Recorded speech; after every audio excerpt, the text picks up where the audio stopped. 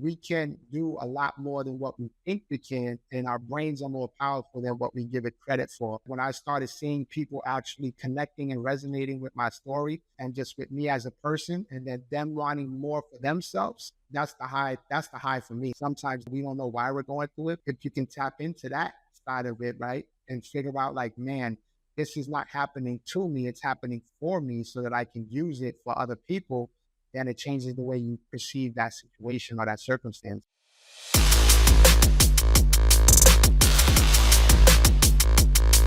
Happy birthday to you.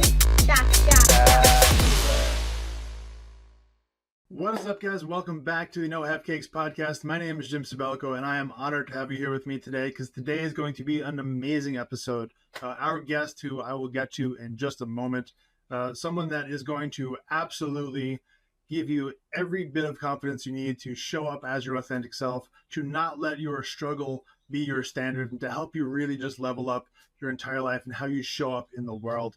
An absolutely amazing guest, Mr. Jose Flores, is going to join us here in a second, and I really want you to just sit and just listen to what he has to say, because, man, again, it is an absolutely fantastic conversation, and there are so many little nuggets in there, from marriage to self-confidence to what it means to be a man, to what success looks like, to your faith, to your purpose. Man, every part of this conversation is absolutely astounding, and I cannot wait for you to listen to it. So without further ado, let's hop into it. Doing well. How are you? I'm good, thank you. Good. Thank you for being here. I'm super pumped for our conversation. Yeah, man. Well, my name is Jose. Jim, man, nice to meet you. Thanks for reaching out and asking me to be on your show. My pleasure, man. I saw on your website where it said, like, don't let your struggle become your standard, and man, that immediately resonated with me. I love that saying. Is that something that you came up with? Yeah. That's the title of my book, also. Well, I love that. What's like? Give me a little bit of backstory behind that. Where'd that come from? Yeah, the book. So, as we get into my story, I don't know how much you saw on my website, but I was born with a neuromuscular condition called spinal muscular atrophy.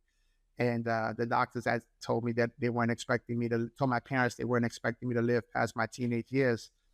And I didn't end up in a wheelchair until I was 22. So my whole younger childhood was amazing. I was able to run, ride bike, play sports, all of that. And then when I got into high school, I started feeling this condition take over my body.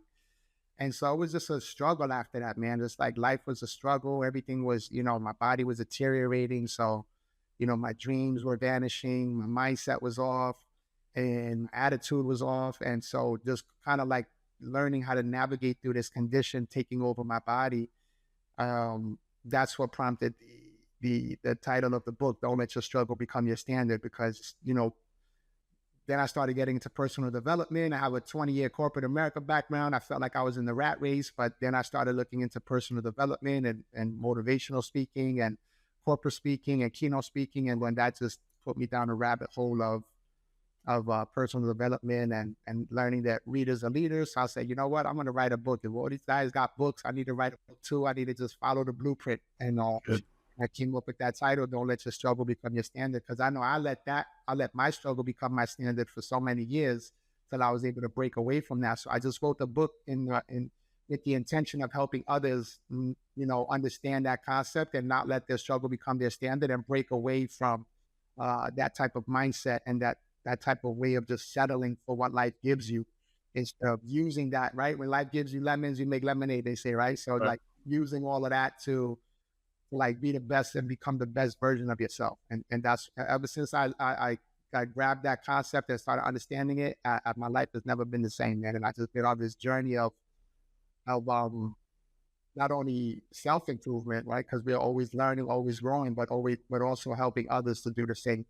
Yeah, I love that, man. That's so powerful. So take me back, if you could, to like right when you first had to take the wheelchair, and that sort of transformation for you into the initial struggle, right, where you started to have to adjust to life a different way. I have to imagine that was a really difficult thing mentally to kind of accept or deal with.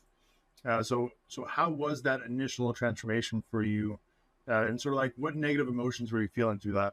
Yeah, so my struggle started even before that because in high school, when I was still able to walk, it started to become more difficult for me to like just put on my pants, bend over to tie my shoes, pick my arms above my head to put my shirt on, like just basic life stuff that we all take for granted started to become challenging for me to do. And so that's when the real struggle started happening. And that's when I was like, oh my goodness, this thing is really starting to kick my butt. And then when I got into the wheelchair, it even got worse because you go from being, independent to now dependent on everything from everyone. Again, just for the basic things. And it was frustrating. It was overwhelming. It was upsetting. It was disappointing. It was shameful. I was embarrassed. All of the things that go with being a man to now having to like, eat that slice of humble pie and ask people for help and Right. all different things. And so it was tough, man. That was a really tough season of my life. And it was a dark moment in my life because I'm 22 years old. I just moved from the Bronx, New York to South Florida where I currently reside. And I'm like excited. I'm like, man, new state, new environment, new opportunities, new people. And then I literally lose my ability to walk from one day to the next. And and that's when it put me into this dark place. Like, man, I'm gonna be staying with my parents my whole life, and they're gonna be my caregivers. They're gonna have to wipe my butt, put me in the shower, help me take, Right. tuck me in the bed like a baby almost, And so it's just like just navigating through that mindset and just trying to figure out how to deal with it, man. Just trying to figure it. But one thing about me that I always had since a little kid, I guess is, part of my DNA, one of the gifts God gave me was that I always had that never quit mentality. Like I'm never gonna give up. Like I'm never gonna let this thing destroy me. Even though even though I did let it for a while, right, with my mindset and not taking advantage of life and not utilizing my skills, talents, and abilities, um, even though I was going through that, I still didn't want to give up, right? Even though I was like, man, I'm tired of this crap, man. I don't want to deal with this no more, man. How much longer I got to deal with this? Like, even though I was complaining about it, I still like it's like it's crazy. Like the paradigm shift is like I was like, even though thinking about those things, I was also thinking about like you can't let this take over you. You got to continue to live. And I've always been an encourager as well. So I think that helped me along the way as well. Like a lot of people always reach out to me for advice or just to like listen to their problems. And and so I was always trying to like encourage people, like, and maybe not even give them advice, but just encourage them. Like, you're such a smart person, you're so talented and you have gifts, and, just kind of like encouraging people and spurring them on. And I think that was also a big part, looking hindsight of me being able to endure and persevere through all my struggles and challenges and not let not let my struggles become my standard and to become the mindset disruptor that I am today. Yeah, I love that. And I think one of the things that I know, because I do a lot of encouraging as well, that is a struggle is as the encourager, sometimes it's hard to get encouragement from other people. You spend so much of your time and energy helping other people that sometimes it becomes difficult to receive that back. And I can only imagine the struggle that you must have gone through there to really be in that spot where, you almost need it more than anybody else in that moment. Was that something that you faced, or was that kind of hard to navigate through?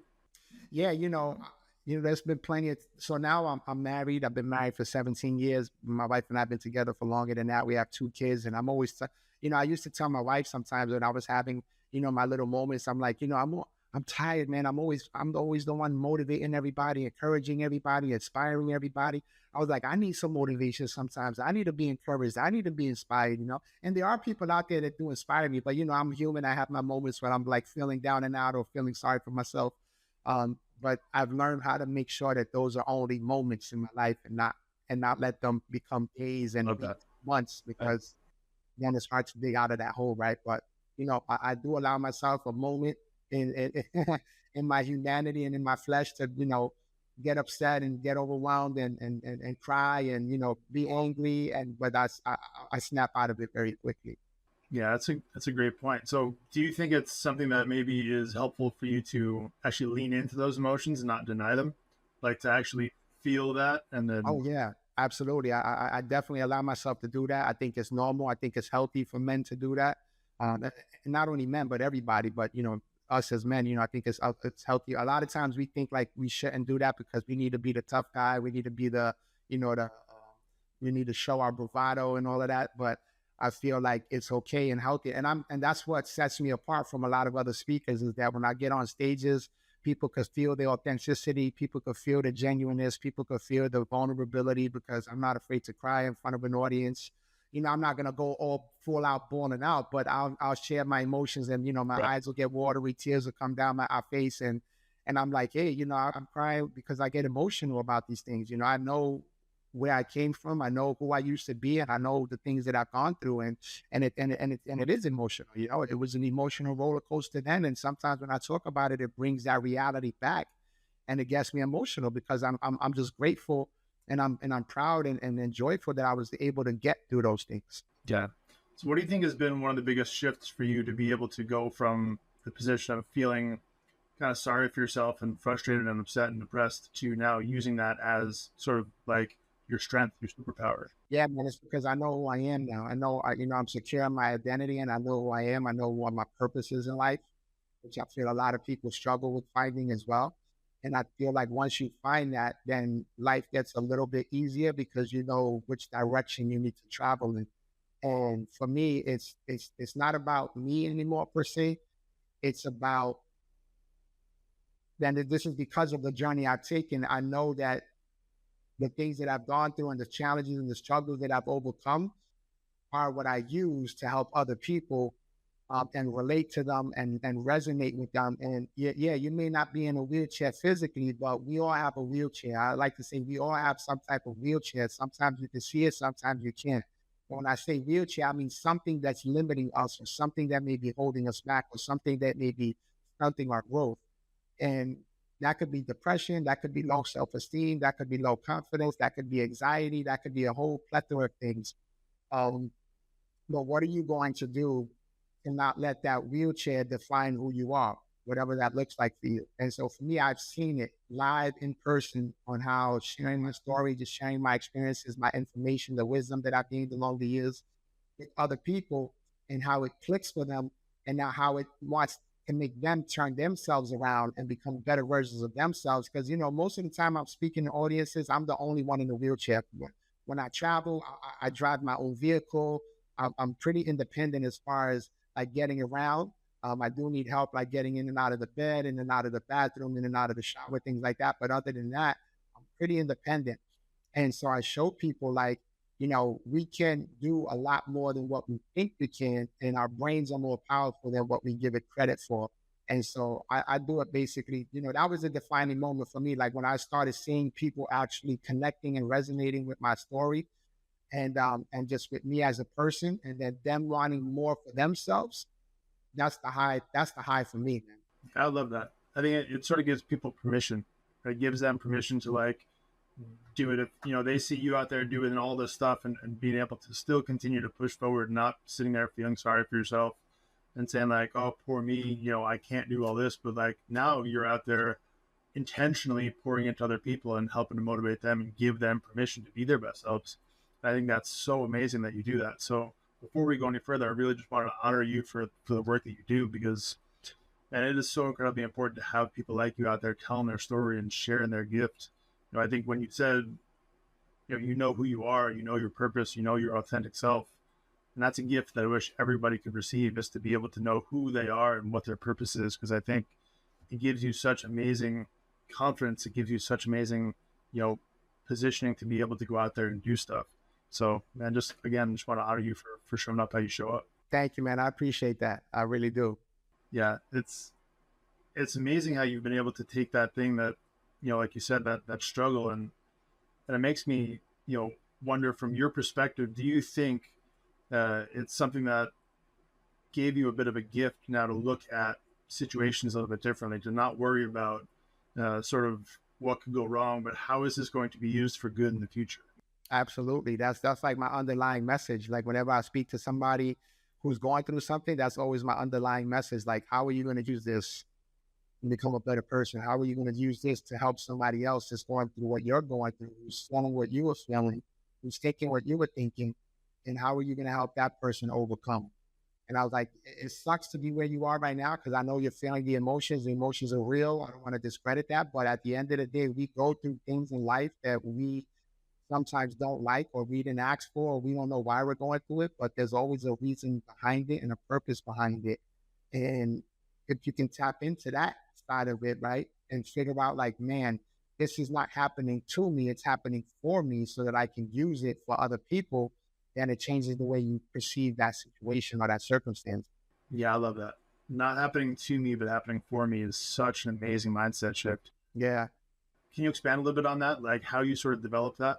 Yeah, I was always, back in the day, I was always complaining, and, I'm a man of faith also. And I was like, telling God, like, why'd you do this to me? You did this to me. I was born like this. You didn't even give me a chance at life. Like, I didn't even deserve this. I didn't even do anything to deserve this. Like, you, why is this how, like the whole why is me thing, right? And so I went through that phase for several years too. And it wasn't again until I got older and started expanding my mind, thinking, reading books, connecting with different people, and understanding that this condition didn't happen to me, it was happening for me. And even this morning, man, I was, doing my devotion, speaking to my wife, and, reading a scripture in the Bible, and it was talking about how, you know, my affliction,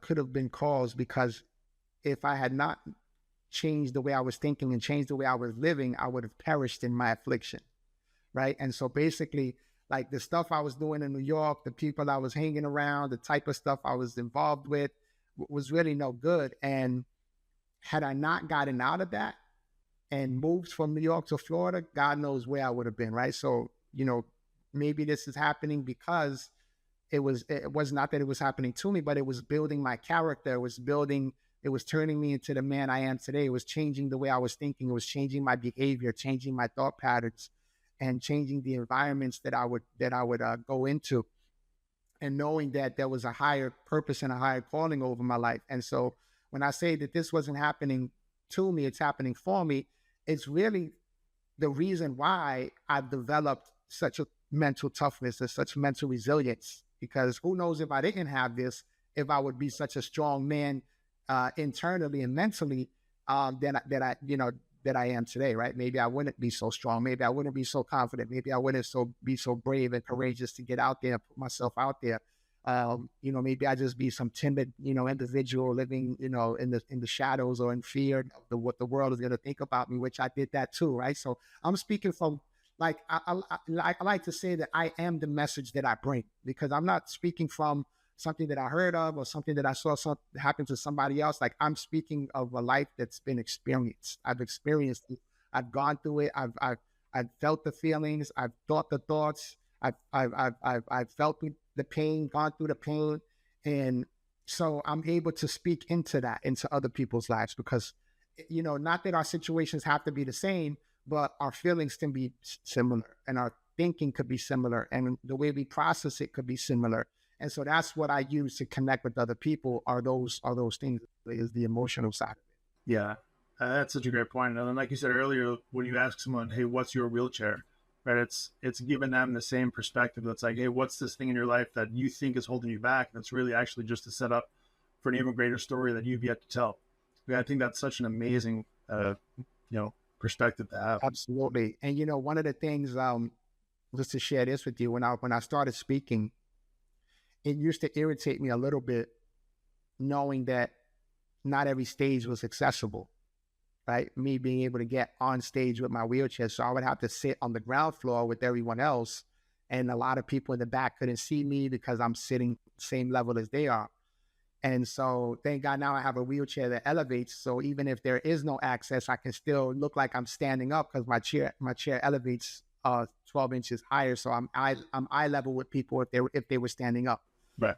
But back then, when I first started, this wheelchair, this type of wheelchair wasn't available at the time. But I remember one time I was going through those emotions as well, and meditating, and God I felt like God was telling me, like, that wheelchair is your stage. Wherever you go, that wheelchair is your stage. You are on your platform, and that's the platform that I've chosen for you. And so when you think about that, like, not a lot of people can grasp that concept. Like, wow, this is the platform and the stage that was chosen for me. Like, I'm thinking about, like, I want to be on all these massive stages in front of all these people, But bro, just living my life and living my life, not just being alive, but living my life the way I do, getting out there, going grocery shopping, going to the park, going on vacation, doing all these different things that I do, just living my life is a stage, and people are always watching. And I've learned that over the years, like people are always watching me, people are always staring at me, people are always curious because I don't look quote unquote sick. So a lot of people have that curiosity, like, man, what happened to you? And you know, and I'm okay nowadays with talking about it because I get to raise awareness, I get to make a Right. connection, maybe build a relationship, a friendship, a business opportunity. You never know. So I'm totally fine with having those conversations. But it's just funny. I want to share that with you because a lot of times I was like, man, I can't even get on the stage. They didn't think about that. You know, that's a whole other um direction of or lifestyle with the wheelchair life that people don't think about, the accessibility part of like some of the things that I'm limited of doing because this world wasn't designed for people like me either. Right. And so, you know, that's a whole another topic for another conversation because I could go down that route too. But there's so many things that I can speak about that I love it. So, you know, when I shifted from corporate America to public speaking, man, I was like, I want to be one of the best, you know. And I don't think there is one best. I think there's a bunch of best people out there, you know, because there's so many great speakers and people that have such amazing stories. So I want to be one of those top dogs that are like, you know what? It's because of him that I'm doing what I'm doing. And it's because of him that I pushed through. It's because of him I didn't give up. It's because of him that, you know what I mean? I kept on going. It's because of him I changed my mindset and my attitude. And that's, to me, that's legacy because that's going to carry on, you know? And so, yeah, man. Yeah, I love that. And you know, right when you were saying that, it made me think about how, like, there's this natural inclination to want to stare or to judge or to you know, get this preconceived notion in your head. You know, for someone who is not in a wheelchair to look at you in a wheelchair and try and understand your story or guess the circumstances, and that mindset shift that you gave there of, rather than being like, man, poor me, people are staring, it's like, yeah, go ahead and look because I'm about to give you a show, right? You're about to give them, like, yeah, please do look because I'm on my stage. And that's so powerful. I love that. Me too, bro. And I trust me. Back in the day, I used to get like, you know, coming from New York, you know, people staring at you. You're like, yo, what you looking at? Like, what you got a problem with me? You know, but nowadays, man, I love it when people stare at me because I do. I'm that's the same mindset I have. I'm like, oh man, stare because I'm gonna give you an amazing show. Like my wife and I will go on vacation, and I like getting into the pool. So my wife has to physically lift me up like a bear hug and transfer me into the pool lift. Or the jacuzzi lift. And every time we do that, whether we're at a hotel or we're on a cruise or wherever we go, man, like it's like I'm a showstopper. My wife and I, everybody will like, be drinking or walking by and just stop to stare and see what's going on. So I'm like, yeah, baby, make sure we smile. Like we're talking to each other. Make sure you're smiling because people are looking at us. And we even catch some people recording us too. But I'm like, hey, record, post it, publish it. Like I want people to see like what we have to go through just to get into a pool. Like, and Yeah. it's inspiring. I can't even tell you, man, how many times people have come up to us in the pool, outside of the pool afterwards, and just say, "Hey, man, you know, you're just such an inspiring couple. That was inspiring watching you help him and the way you know, you love him and the way you guys was just hanging out in the pool and just living your best life. Like that's so encouraging for me." And they'll tell me about a person in their life that may be struggling and or they're like, hey, can I take a picture with you so I can show my grandson or can I show my brother or whoever? And I'm like, yeah, sure, let's do that, you know? And so if I can help somebody else, you know, get out of their rut by seeing me struggle, I'm fine with that, man. Yeah, I love that. So, talking a little bit about what it's like in just the normal everyday life, being a husband, being a father, because I know, hey, I have a wife, I have two kids. Like, there's everyday struggle that comes with that too, from just life, right? Trying to figure out the house and you know, the school activities and everything else. Like, how has your relationship with your wife changed through all this? You know, it's gotten even stronger, bro. It's gotten a lot stronger. And, you know, my wife and I have a very unique dynamic in the sense of where, you know, when I met my wife, she was homeless but she wasn't like street homeless. She was just like, didn't have a place to stay. Her mom and her got into an argument. She got kicked out, but she still had a car. She was still working. She just didn't have a place to stay. So she wound up in a woman's shelter. Um, And it was shortly after I lost my ability to walk too. So it was weird because she was at a point in her life where she was mentally weak, but I was mentally strong. And I was at a place where I was physically weak and she was physically strong. And so that dynamic right there was just like, we didn't know it at the time. Like, again, that's hindsight, but at the time we didn't know how much we needed each other's strength, right? Each other's energy. And so my wife and I just finished writing a marriage book too, where we wrote a book with a curriculum and a journal, and the whole marriage experience we're going to create in the Q1 of next year. But the title of that book is called What Real Love Looks Like. And it's a picture of my wife piggybacking. And it's an illustration like how in marriage we have to carry each other. And so even back when we first met, we didn't even realize how we were carrying each other. Like she, Right. me physically, I was carrying her mentally and emotionally.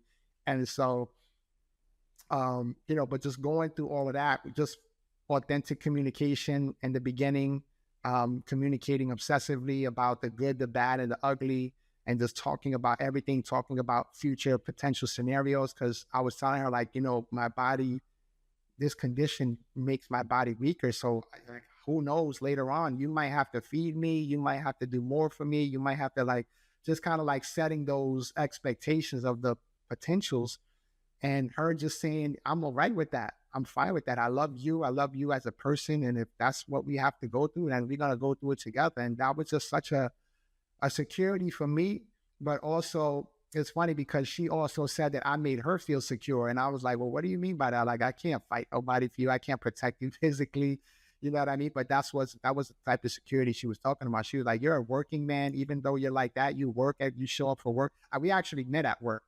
So you work every day, you show up every day, we making good money together. And, I never have to worry about a bill not being paid, about something not getting done. Because even though I can't physically do things, I have an extensive network and I can tap into that network and say, hey, bro, I need help with this. I need help with that. Right.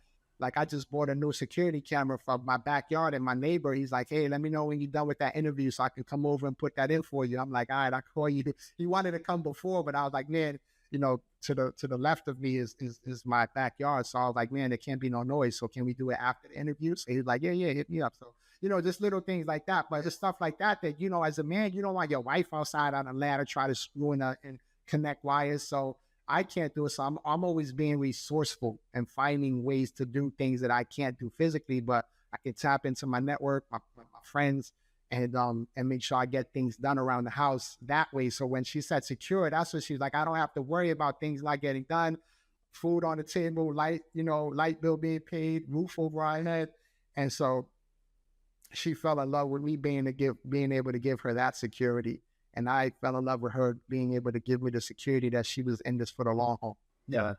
That's such a beautiful relationship. And I think it really underlines like what I believe marriage should be, in those relationships should be, is that each person has their strength and their weakness, and they come together to form a union where like you guys support each other.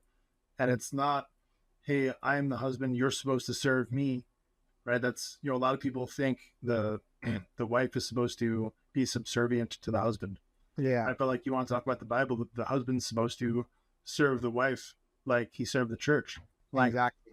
Right? What did Jesus do for the church? He died for the church. Like, you're willing to die for your wife. That's a whole different level. And I think you guys exemplify that so well.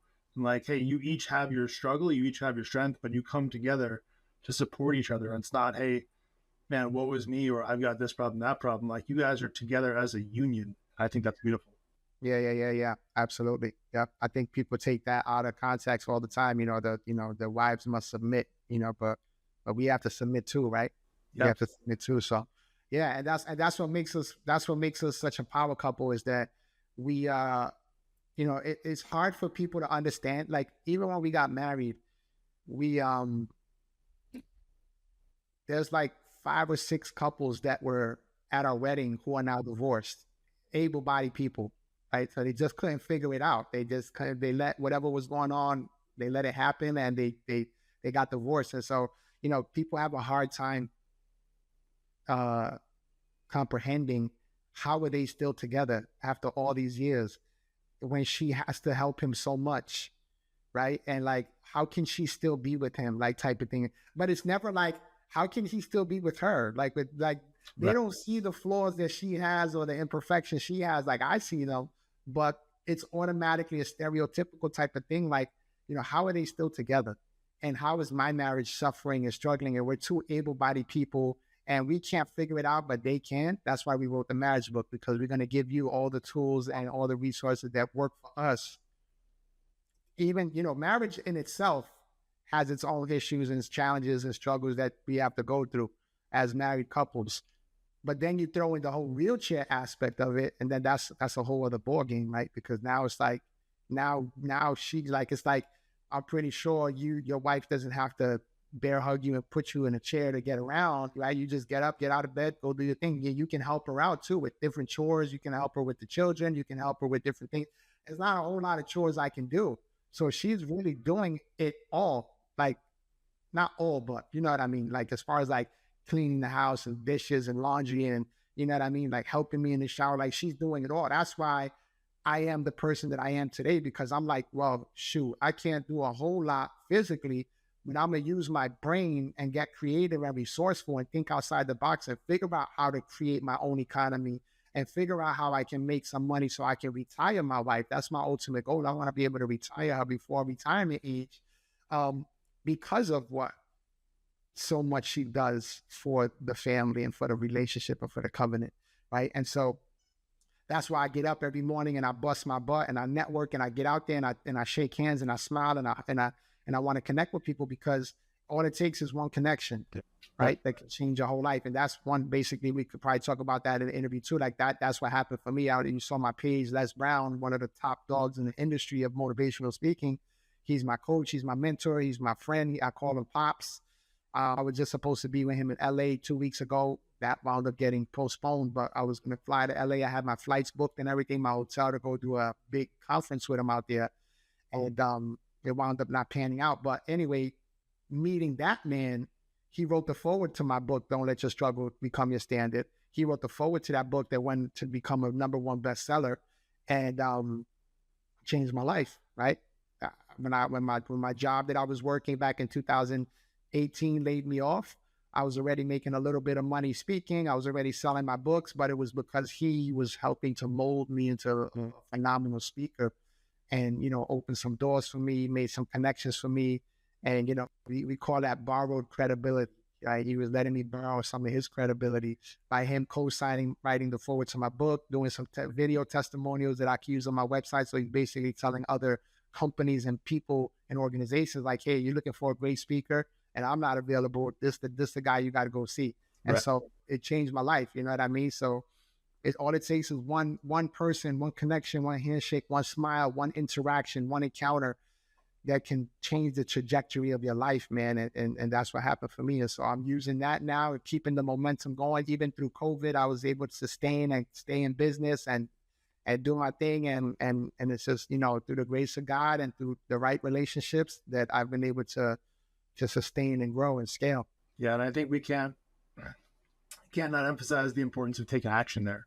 Like, it's not just, you sitting there thinking about all this stuff, but going out there and doing the interviews, shaking the hands, having the conversations, making those relationships, actually going out there and putting the effort in, not just, sitting there waiting for someone to do it for you, which I think a lot of people get stuck in that mindset where they want someone else to do the work for them, or they want someone else to give them this like master plan where they can press a couple buttons and let AI do the thing for them. But like, people forget that it really just comes down to being your authentic self and getting your authentic self in front of other people. It's really a pretty simple thing. Super simple, man. Yeah, I love that.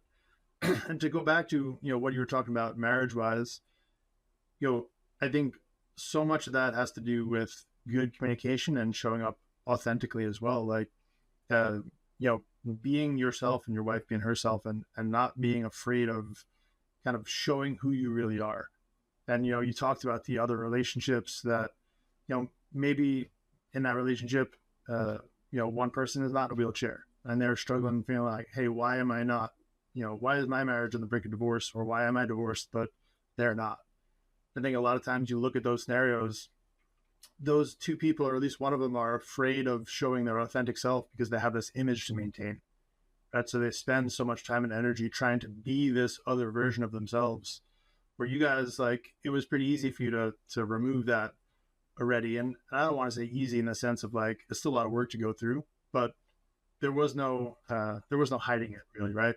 Do you think that's a thing that a lot of couples go through, is like they don't necessarily show who they are? Absolutely. Absolutely. And it's because, again, it's a lack of communication. If you're not communicating, then you're not really telling or showing, who you are, to your other, to your significant other. And so it's huge. They used to say that, and that's the top three. Those are the first three chapters of our book. Actually, it's like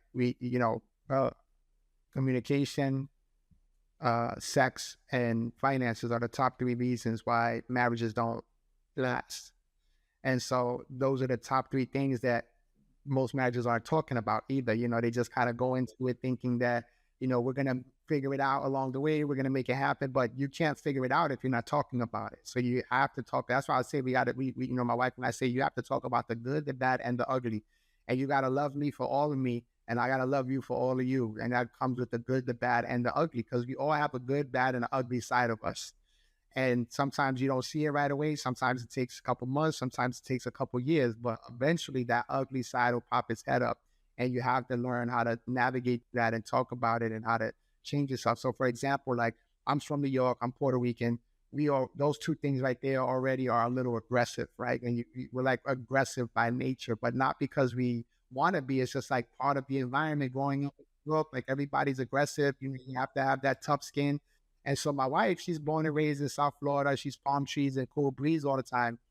And so she was always in the beginning like, why are you talking to me like that? Like, you're so aggressive when you talk. And I'm like, I'm not like being like disrespectful or rude intentionally. It's just, this is how it is. Like, and so we use that as an excuse a lot too. Like, oh, that's who I am. That's how I was raised. That's how I was brought up. That's the environment I came from. So that gives us the right to continue acting in those manners, which is incorrect, right? And so Right. just learning and hearing her say it over and over and over, why don't talk to me like that? You're so aggressive. Like, change your tone, change your attitude. Like, it took me about a long time, probably 5-7 years to change that and to kind of catch myself. But hearing it over and over and over from her, and then like really like praying to God, like, I want to be the husband she needs me to be and wants me to be. And if she's saying that I'm aggressive and I'm not, and I'm not like speaking to her softly the way she wants me to, like, help me to change that. Like, I want to change that for her, right? Because I want to be the best husband I can be for her. I want to be the best version of myself I can be for her.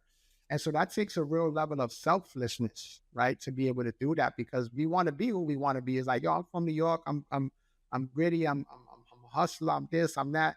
And we think that becomes our identity, and we believe in that false identity, and we believe that that if we change, that we're being fake because we're changing. We're not being our true selves. Like, that's a lie that society has kind of like developed in us.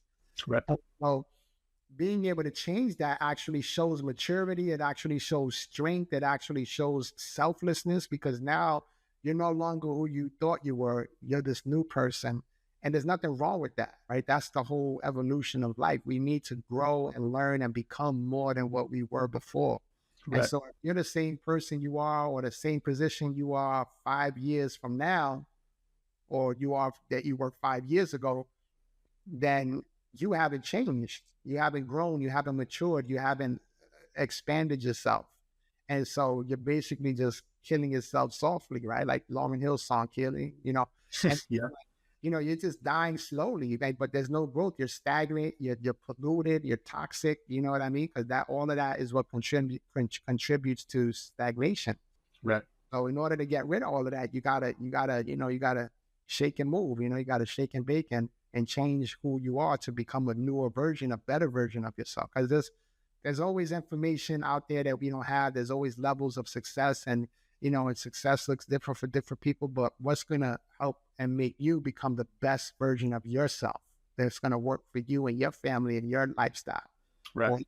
And so that's the thing. That's one of the things that I think marriages struggle with too. Yeah, I agree. I think it's really easy to say, hey, this is who I am take it or leave it, because you want to be your authentic self. A lot of people say their authentic self is this one version just because it's comfortable. It's all they've ever known, right? But staying that version is a lie, right? It's this lazy example of life where like you don't have to change because you are who you are, and you use it as an excuse to stay stuck in those bad behaviors or things that like are uncomfortable for the people around you. And I'm not saying you should put on a different mask to be a different person around other people, but there's a certain level of growth and maturity that, like you said, comes from being your best self and continuing to evolve to be more authentically you, and not just this lazy version of, oh, that's just who I always was. If you don't like it, you can leave. Yep. I agree with that 1000%. Yeah, I love that. So would you say, I know you're a man of faith, was your faith always this strong, or did it increase over time kind of going through this experience? Oh yeah, it definitely increased over time. It was a point I hated God. I didn't want to have nothing to do with him because in my eyes, he did this to me, right? And I didn't want to have no parts of that. You know, I was like, man, if this is the perfect God that they say you are, man, I don't want to deal with you. Like, this isn't perfect to me. You know what I mean? You made me like this, and it's such an imperfect visual for people. But even in that, man, like growing to understand that even like this, God still created me perfectly, right? Perfectly for his will, perfectly for his purposes, not for my purposes, not for my will, for his will. And so and again, that's a concept that a lot of people don't understand unless you are close to God. But, you know, it was definitely a growth process, because it went from like, God, I hate you because you did this to me, to then hearing at one point in my life, you know, you're being punished because of the sins of your ancestors and what they did. And then believing that lie for so long. And then, you know, one of my pastors telling me, no, the curse was broken at the cross. Like, there is no, like, you're not paying for what they did anymore. That was broken at the cross. And so that was a whole nother revelation for me to like, oh my gosh. So I've been living this lie thinking that, you know, what did my parents do? What did my grandparents do? What am I that I'm paying the cost for? And they were like, no, that's a lie from the enemy. Like, that has nothing to do with you, right?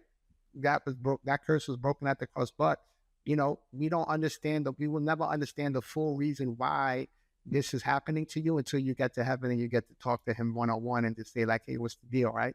Like, right. After it's said and done.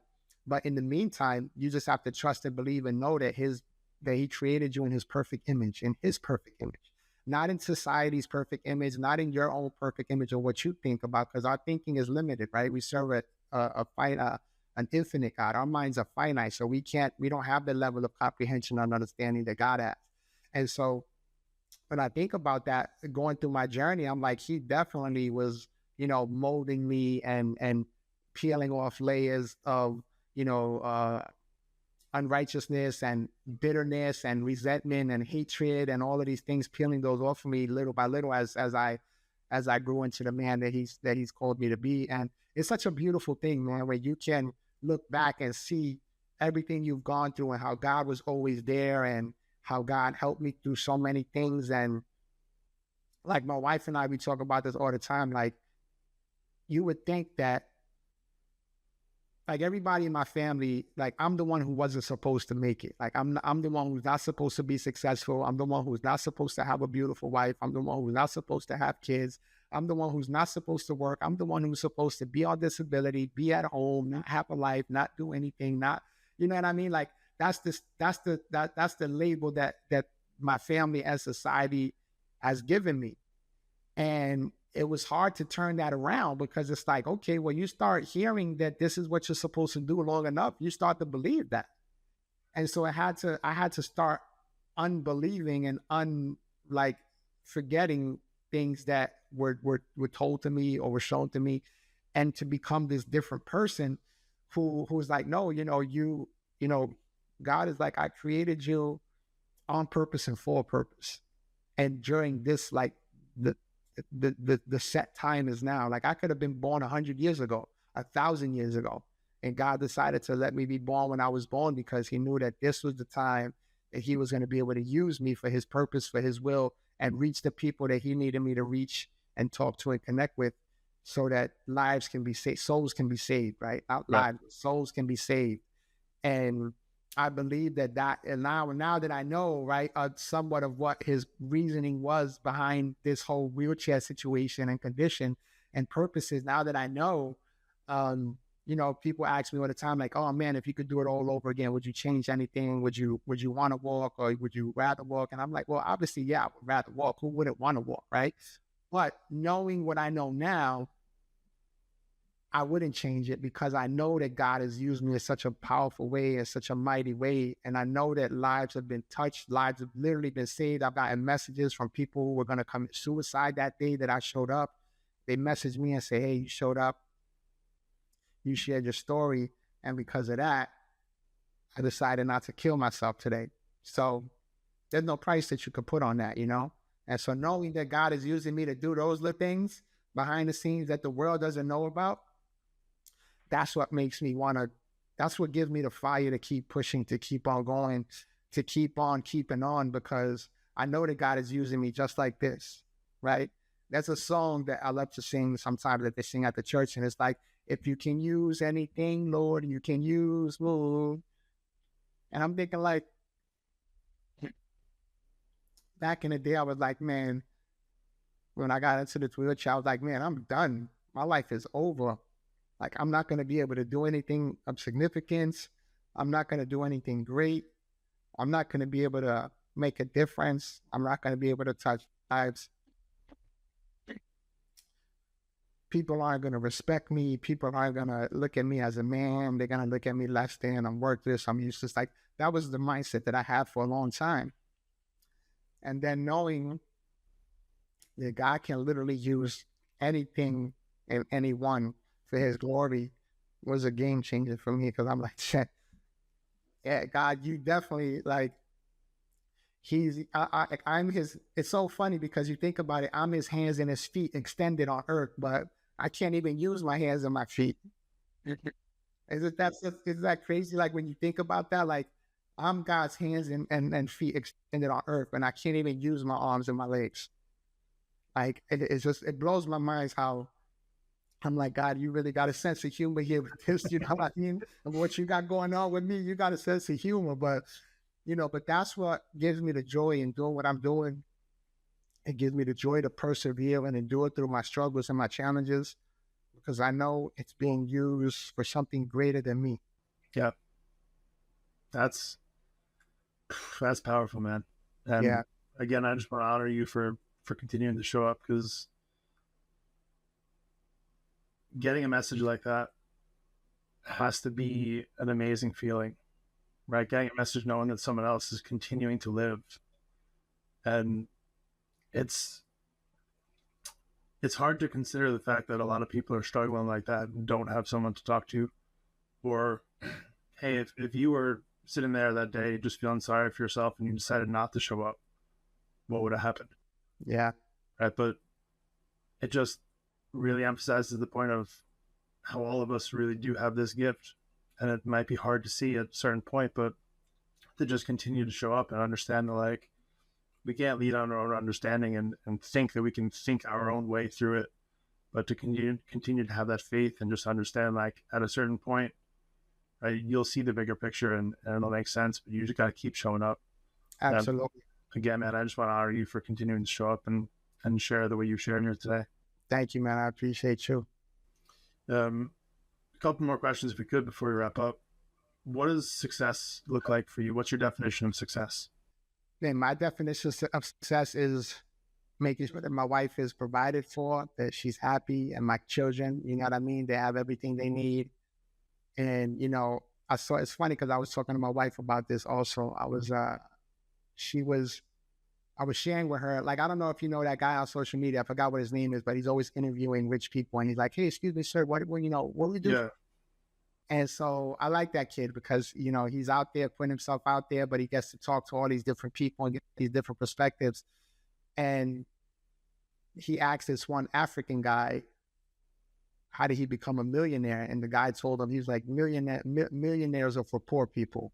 And he was like, whoa. He was like, well, are you a billionaire? And he was like, no, billionaires are for poor people. And then he was like, wealth isn't in the pocket. Wealth is in the mind. And I was like, wow, that's a different perspective, right? And so I love that because everybody has their own definition of what success looks like. And so that connected with me because it's the same situation. Like, I'm doing all right for myself. My wife and I, we do very well for ourselves, but we're not super rich or super wealthy, right? And if that's what God has in the plan for me, great. I can use that, right? Because we need money as a resource and as a tool to be able to do more things and help more people, right? If you have that type of mindset, to much is given, much is required, right? How can I trust you with the little if I can't? I mean, how can I trust you much if I can't trust you with the little, right? And so I believe that if we're good stewards of what God has given us, he'll give us more and he'll continue to, prosper us and give us a life of abundance if we're stewarding his money the right way. And so I thought that was dope because, here I am and I'm like, yo, success isn't the mansion, success isn't the car, success isn't the, all the money.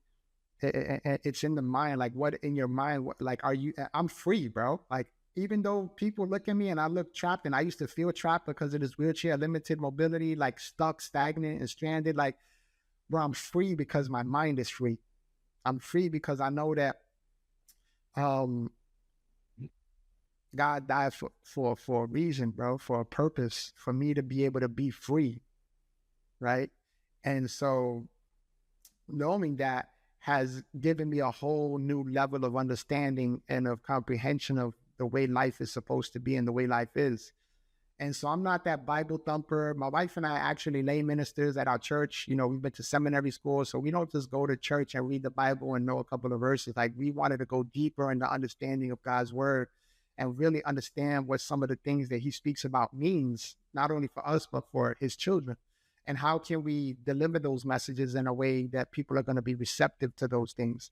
And so I'm not the Bible thumper type of dude. I just live by what the word of God says. They shall know you by your fruit, right? And I just live my life in a way according to God's will, that when people know me, they're like, man, there's something different about that guy.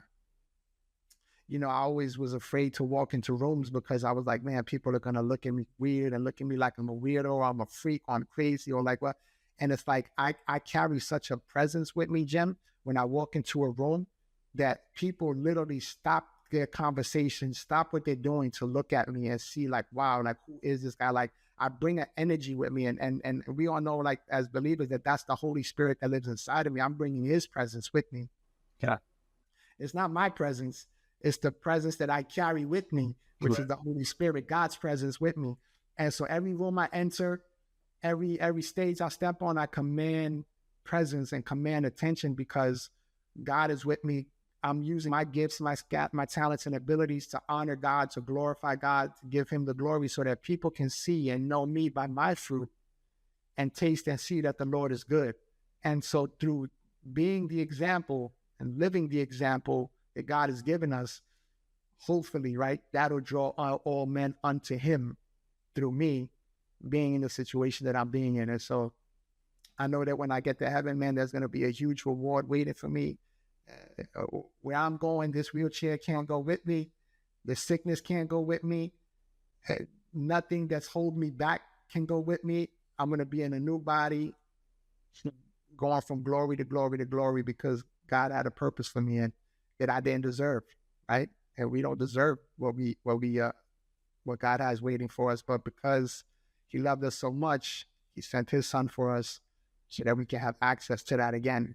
And so, again, that's not a concept that a lot of people are willing to understand or comprehend, but, I'm always open to have a conversation. I'm always, ready in season and out of season to have a word. And if I don't have the word or an answer, I try to get one.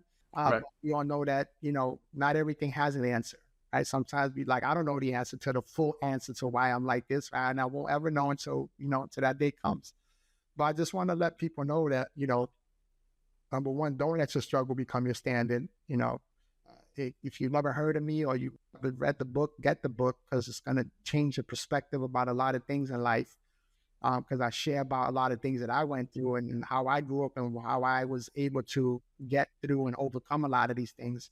And I'm the type of person that I like to give the how-to. Like, I don't want to just talk about, hey, I'm the successful speaker. I have a beautiful wife. I have this, I have that, I have this, I have that. And I don't want to show you how you can do it. you know, and that's one of the things that in our book that we talk about, that my wife and I wrote, the marriage book. We talk about, you know, to give you this visual illustration, you know, you have a handyman that works around a building, right? And he has this big key ring around his waist with all these different keys to access to all these different rooms, right? And what's holding those keys together is the key ring. And so when we make God the key ring of our lives, when we make God the key ring of our marriage, it gives us access to everything else that God has for us. And he is the master key that unlocks everything, every potential, every thought, every abundance, every prosperity, every door, every window. He unlocks it all for us. But we have to make sure that we allow him to be the center, right? That key ring is the center of all those kings holding themselves together. So in order for us to be able to have access and have the keys unlock different things of our lives, we have to give him full control and access to everything that we want him to know and everything we don't want him to know, even though he knows it already, right? Yeah. And so it's such a powerful thing, man. And when, you know, my wife and I, we like giving visual illustrations. We like, because, you know, we have different learners. Some are readers, some are listeners, some are visual. And so we like to incorporate all of that into what we do.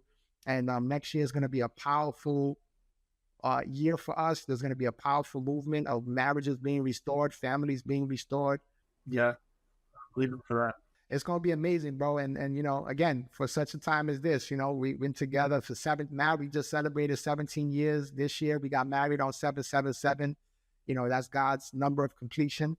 And so we believe that I was born in 77, right? And so here I am feeling like I'm incomplete. And God is like, man, you're fully complete. You don't even know it yet. Yeah. And so, but, you know, God, like I said, God definitely has a sense of humor. He has a funny way of showing us things sometimes. And I'm just excited, man. If you can't tell by our conversation, I'm just excited to be alive. I'm excited to be alive during these times, you know, with the times that we're living in. And I'm just excited that God's able to use somebody like me to do some powerful things, man. Yeah, I love that. That was quite possibly the best answer that I've ever gotten to that question. So thank you. I know it was lengthy. All my stuff is lengthy, man. This is what I love to do. It's what I do for a living. So all my answers are winded, man. Nah, that's good though. There's so much to that. There's so much to this conversation that I hope people can take away from that and just start to look at God's presence in your own life. And maybe there are things, there are occasions where you're sitting there saying, why me? Maybe look at it from the other perspective of why me? Like, what is it that I have? What gift do I have that I feel called to share that maybe you're afraid to? Maybe you're afraid for some reason. Right? Why not me? Yeah. And so, yeah, man, I love it, bro. I appreciate you for having me on the show, man. And thank you for allowing me to spend some time with you and your audience. I hope that you guys listening or watching this interview, you guys are moved in a direction that's going to make you even greater than what you are today. It's going to help you and allow you to be a better version of yourself and then work on yourself continually to be the best version of yourself that you can be. Because there's people counting on you, man. That's one thing I never understood. Like, there's people counting on me to show up every day, just like this, the way I am, in a wheelchair and everything, in full costume, right? In full uniform. And so there's people that are waiting for you to show up because you have a message, you have a story, you've lived experiences that only you can connect with those people that are waiting for you to show up. God is using you to connect with certain people. And if you don't show up, then you're letting those people down, you're letting God down. Because he's wanting to use you in a mighty way. You just have to let him. And when you do, I promise you, I can guarantee you, like, I don't make guarantees, but I guarantee you, if you allow God to take over your life, if you allow God to show up in your life and you allow God to speak into your life will never, ever be the same again. I guarantee that. And I'm speaking from experience. And believe it or not, it's up to you. But I know it's the truth. And so, with that, man, I just want to say thanks to everybody. Yeah. Amen. We'll close it on that, brother. I appreciate this more than I can say. Thank you again. I appreciate you and God bless you and much continued success with your life, your marriage, your family, and your podcast and whatever way of financial living that you have. I just pray that God will continue to increase you and multiply you in every way, brother. Amen. Thank you, brother. All right, man. Take care.